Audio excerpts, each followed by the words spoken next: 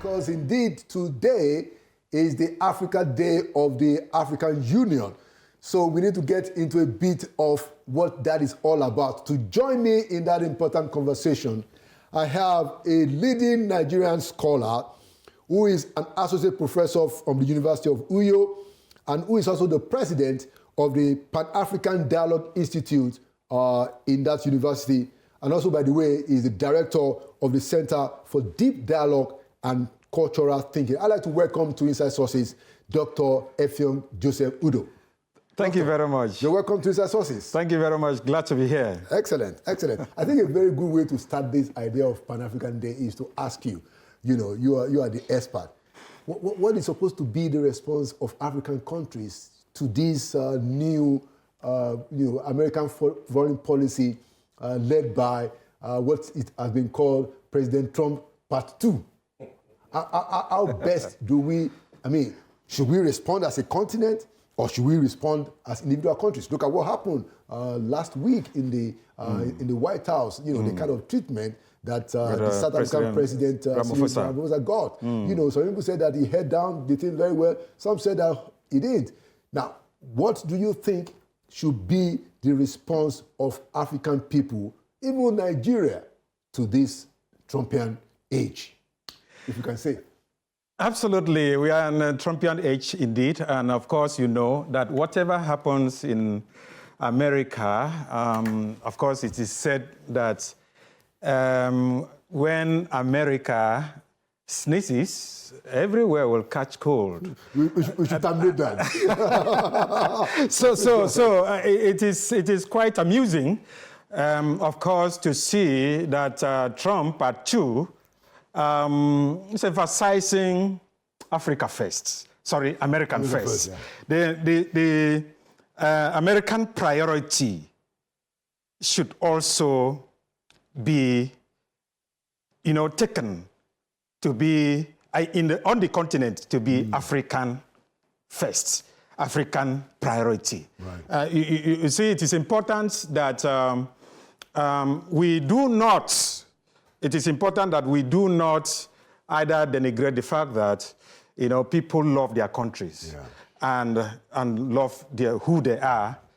The same way we Africans must learn to love who we are as Africans, love our continent, love our various countries.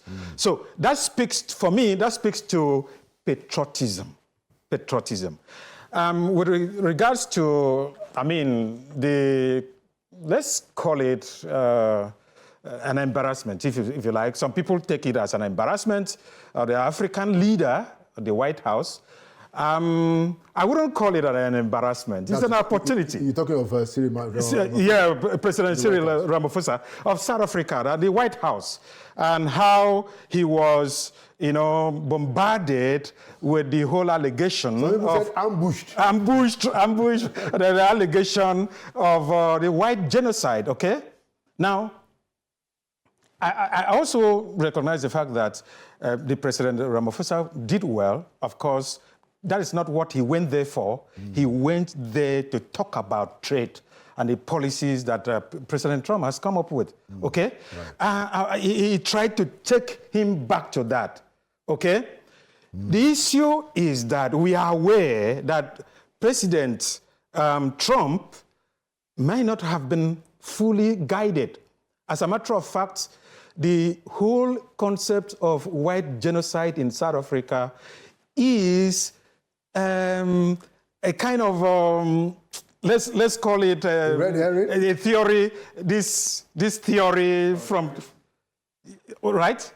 is a theory that is sponsored by France. A conspiracy? It's a conspiracy theory that is sponsored, that has been bought by him. Okay, and that is the reason why it was very difficult for the President Ramaphosa to handle that. Now, how many African farmers suffer from that kind of killing? And how many years, talk about the years of apartheid, and how the white took a lot of advantage or had a lot of advantages. Okay, now that they try to see how to balance things up, it now becomes like an issue. So that's about that. I would like to end by saying that, look, American President Trump and his policies should be a kind of impetus for us to also love our continent and love our people. Excellent. So which is a good way to segue it. So what is the role, what ought to be the role of Nigeria in this idea of Africa, you know, loving itself? I remember that late Madiba, the great man, Nelson Mandela, had said that if Africa was going to come out of age, you know, it's going to be Nigeria leading. So I know that you do quite a bit of work in Pan-Africanism and all of that. Is Nigeria holding down the African continent? In a sense, Nigeria is not coming up very strongly as it used to be. But I know that Nigeria is a big weight when it comes to Africa. I mean, in all ramifications. If you talk about our demographics, you'll discover that in terms of the population, we are the biggest, all right? You have over 220, million people. And in terms of economy as well, our GDP, of course, it's also between South Africa, Egypt, and Nigeria. Sometimes other countries, will come up. But again, too, intellectually, you know that Nigerians are in the forefront. Over the years, Nigeria has been the big brother, so-called giant, of Africa, helping out in different dimensions and in different areas in the African continent. And so, when it comes to this historical consciousness of Pan-Africanism, Nigeria is not doing well. Now, when you want to talk about this, you know that Pan-Africanism, people say, is a movement that unites African people globally, right, worldwide. Now, but you know that unity has a history behind that. Behind unity, there is a big history. The earliest Pan-Africanists, people like Kwame Nkrumah and so on and so forth, wanted Africans to unite. Yeah, I think he even toyed with the idea of one country. I mean, of one country, to have one military, to have one. We regard that as a radical school of Pan-Africanism. Right. What we are doing today in our institute is the dialogue approach to Pan-Africanism. Okay. So tell us about your institute. The Pan-African Dialogue Institute. What's it all about, and what do you guys do? Now, the Pan-African Dialogue Institute is an international think tank. A think tank of African academics, a think tank of African professionals, whichever field of you find yourself, a think tank of African students globally, a think tank of African civil society leaders, grassroots movement, organizers, and so on, coming together for the study, the promotion and propagation, and the practice of Pan-Africanism. Interesting. Yes. So we say we want to study Pan-Africanism because it has not been studied. And people just mention Pan-Africanism in passing or whatever. What is it about? Who are the people, who are the icons that should, people need models. We need that we inspire them. To inspire them and so on and so forth. You see that we need to study them by way of being intentional in educational system, embracing this. Not just anyhow, because for you to, come to terms with the historical consciousness of this movement, it must be studied, consistently by our young people. Our young people will grow up to be dignified, to know that they are people that no one can toy with. Okay? Yeah. I was talking about Pan-Africanism. Yes. it is a movement that unifies All black people. all black people everywhere. But the point is that, I agree with that.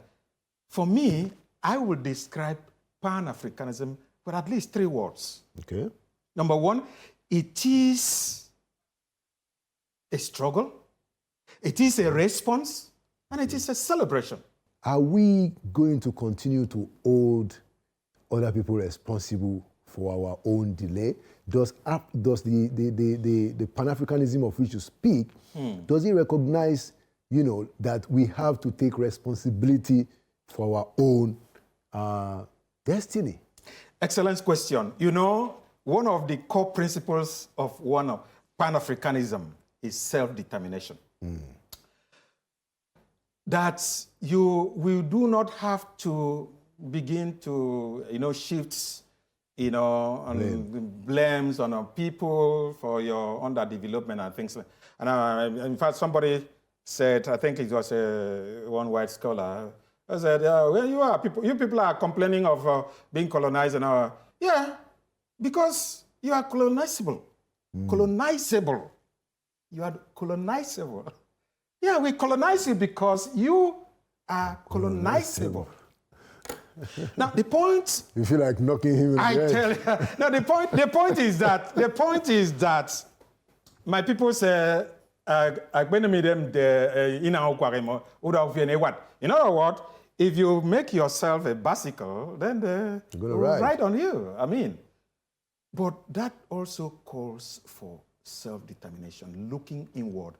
This issue of depending on the West for our survival, for our security, for our food, and things like that. Are you aware that Africa, even Nigeria, appears to import more than 70% of our food from abroad? You said. And this is a serious matter. Check it out. The statistics show that most of the things we use in our homes or even eat are from abroad. And so it is important that we talk about self-determination. Okay. That we can take our future in our hands. We can grow our food enough for us to feed, sufficient enough for consumption, and of course for export as well. Well, it's a conversation that we have to continue even in the future. Hopefully, you're going to come back. But I wanted to ask you, so what's the significance of the Africa Day, which is being marked today? Last question. Africa Day is more than just a date. May 25 every year was proclaimed as Africa Day. As a matter of fact, OAU was born on May 25, 1963.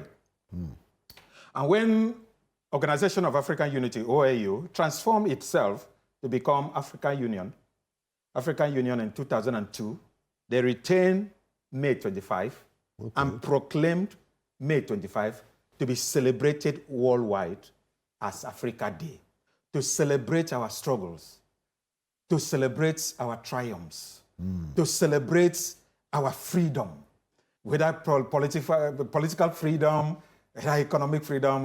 How much we have achieved that. It's a different story. But we have to celebrate who we are, to celebrate our human dignity has been bastardized, and people think because of the color of your skin that they are better than you. But do we really celebrate it in Nigeria at all? Of all, the countries, about 9 countries in Africa have adopted this May 25 and proclaimed it their national public holidays. Oh, I see. And celebrating in different ways. Can you list some of them? Now, Mali is there, Lesotho is there, Zambia is there, South Africa is there, Ghana, and so on and so forth. Interesting. But Nigeria, the giant of Africa, is not among them. It's not among them. And so we are beginning a campaign, an advocacy campaign by our institute to tell the federal government of Nigeria, please, recognize May 25 as a national public holiday. So as to create platforms for us to go back and talk about our historical consciousness of who we are as Africans, okay? And celebrate our dignity and celebrate. By the way, I'm sure you are aware that Africa is the cradle of humankind. Oh, yeah, absolutely. I'm a graduate of history. Interesting. I mean, this is a scientific fact. It's not just wishful saying. Yeah. I can tell you, if it was maybe America or Asia or Europe that had been identified scientifically as the cradle of humanity, I mean, the whole world will not hear anything. Yeah. Okay? We won't hear word again. Africa, we do not celebrate this. We need to celebrate this. Thank you so much, Dr. Effiong. Our time is fast spent. You know, a very exciting conversation. Yes, indeed. About Pan-Africanism and the role of Nigeria in it.